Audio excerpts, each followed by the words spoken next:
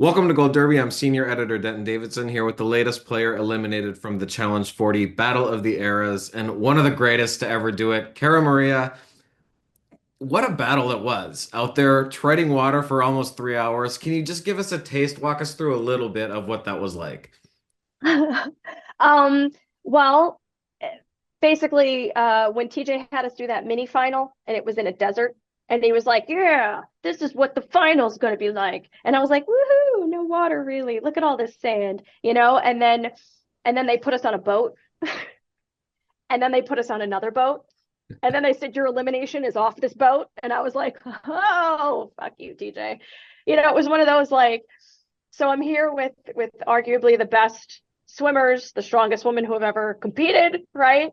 And I'm about to go in this water, this ocean where I can't see anything that's swimming underneath me. I've got no life vest. I don't know how long I'm going to be here. I don't know if TJ saved some bricks from the castle challenge and he's going to throw those down at us to hold. I don't know if I'm going to have to hold my breath and do math questions under the barrels. Like, I don't know. But whatever it is, it ain't something I'm going to enjoy, right? So and it's against Tori, and it was just there was so and it was my birthday, and there was just so much going on at once. And I'm stubborn, and I just wanted to survive, and I wanted to make it through, and I wanted to get to that final. And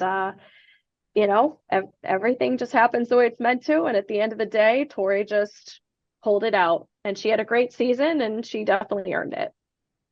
And I think it was Tori that said in her confessional, it felt like her flesh was being eaten by plankton. Could you really feel things like biting and eating? Yes. Yeah, I didn't know if it was jellyfish. I didn't know what it was, but I felt every time my ears went under the water, I heard like electricity or something. I didn't know what it was, little fish, jellyfish, but I felt like I was constantly getting like, I didn't know what things were floating into my bra and biting and staying in there. It was when I got out, my hair was blonder than Tori's. It had been totally bleached out and matted. Like I was getting eaten alive by I don't even know what, stung. It was not a comfortable experience, that's for sure. And it lasted, imagine how long 3 hours is, like when you don't even know what the time is. A minute feels like an eternity. And I've just got these boats with cameras just staring. And then every time TJ tells us to switch, or every time I almost drowned, the boats and the cameras will come over and TJ will hold up his horn. And I'm like, fuck you, TJ, I'm not quitting. Like, it was so psychologically, such a crazy psychological experience. I'll say that for sure. And this season, it seemed cathartic for you. I mean, there were a lot Yeah. of relationships with Tori, for instance, Jordan, that seemed to mend old wounds. You looked like you enjoyed yourself and you weren't like this shunned player in the corner. Did you have fun? Yeah, I did. Once Laurel left, it was like a breath of fresh air, and I had started making friends on era 3 and era 4. I think the format had a lot to do with it. I think because this format, the women weren't voting in the women, like the women's game was against the men, basically. I think that helped friendships be a little easier. I think it helped, not like this is what the challenge gods would probably want, but it helped squash a lot of what could be really intensive like drama and fights. Um, but for me, it made a better living experience. It helped me be able to, without the targets, like if you don't have a target on your back, it's you're like, oh, it's a day off, just don't lose. Oh, it's a guy's day, who even cares? You know what I mean? It was such a more laid back, chilled out version. I think what would have, and it was easier to make friends And and be comfortable and even with happy. Laurel, I mean, you have one more blow up fight, but do you feel like there's at least resolution there, or like ties cut? Is it water under the bridge, basically? Oh, oh, it's water in another country now. Like where And you've had incredibly memorable moments in your challenge career. What do you think is the ultimate favorite highlight of yours or statistic of all time? um I always go back to uh my there's multiple eliminations that I feel really defined me. I feel like my very first one-on-one elimination against Mandy and Cutthroat, when everybody didn't believe I could do it. They were like, "Oh, we saw you on Fresh Meat. You sucked. You were the first one out. Mandy can run forever. She's way better than you." And we had to do the reverse backpack one that CT and Johnny did.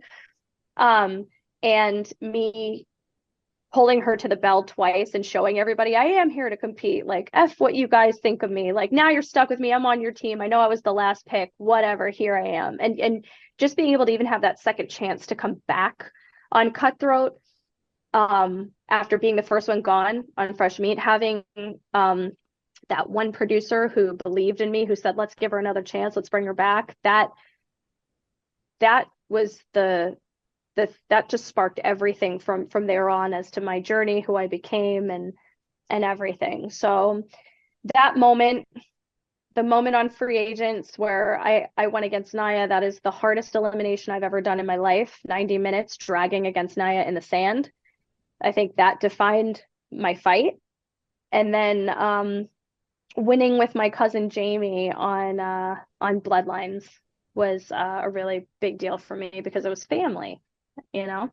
So all of that. And sending Johnny and Vince home right before that was awesome too. Icing on the cake. When you signed up for that very first challenge, could you imagine what became of your life and how embedded you are in this? What do you think you'd be doing without this? I still don't know what I'm gonna do. I still feel like a kid. What am I gonna be when I grow up? I don't know.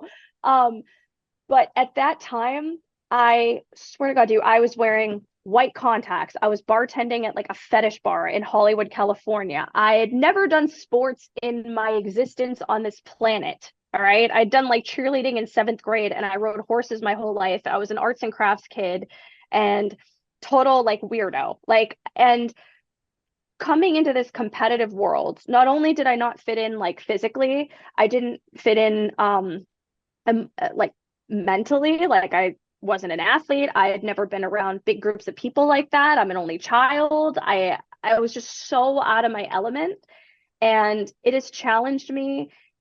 Just being accepted and put on the show, like, I don't know where my life would be without the challenge. I had no confidence, doubted everything I ever did. I never in a million years, I was the last one picked for anything athletically.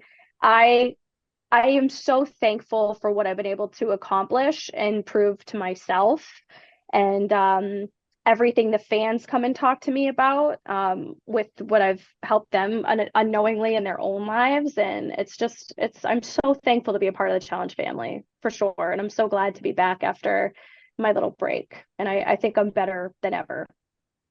And hypothetically, if you were to return and it's a pair season, who's your number one female draft pick and who's your number one male draft pick? And any season ever for any and why? Just, who do you think? I want Who do to. you think? Who do Well, you think? I'm gonna say Polly maybe, but for women, I would say Well, you can't. Wait, okay, Paulie, like, I think Paulie, and I always say this, and we argue back and forth. He thinks would be a great team because of what he was able to do with Natalie, right? I like the idea of us being on separate teams because I feel like then you're there's double of you looking out for the other person. Like when I was with Theo and he was with Natalie, if I didn't win, he won. If he won, and I, like, whatever the case is, we were able to look for each other better than if we're a double target. You know what I mean? But if Paulie, I would always love to be his partner, but if he wasn't an option, clearly always it's going to be a team Boston. I'm always going to, CT. I've yeah. been lucky enough to have, even Darrell, and Thea was also a great partner. Every single partner I've had, I've been blessed to have the best partners ever. And what about It's for women? for women, um, I would want someone who is,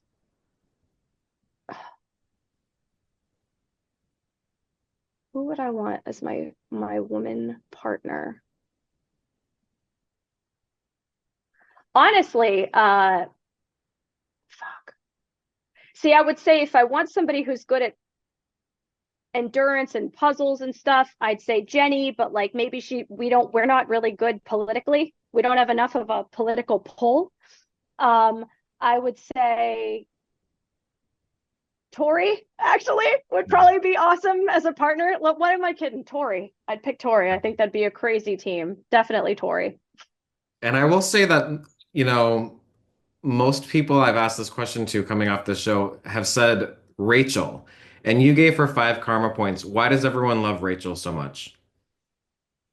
I wouldn't pick Rachel only because I think Tori is better with puzzles than Rachel. I think puzzles are Rachel's Achilles heel, and if it's not a puzzle that I'm clicking on, and Rachel's not clicking on it, then then it would suck because I'm yeah.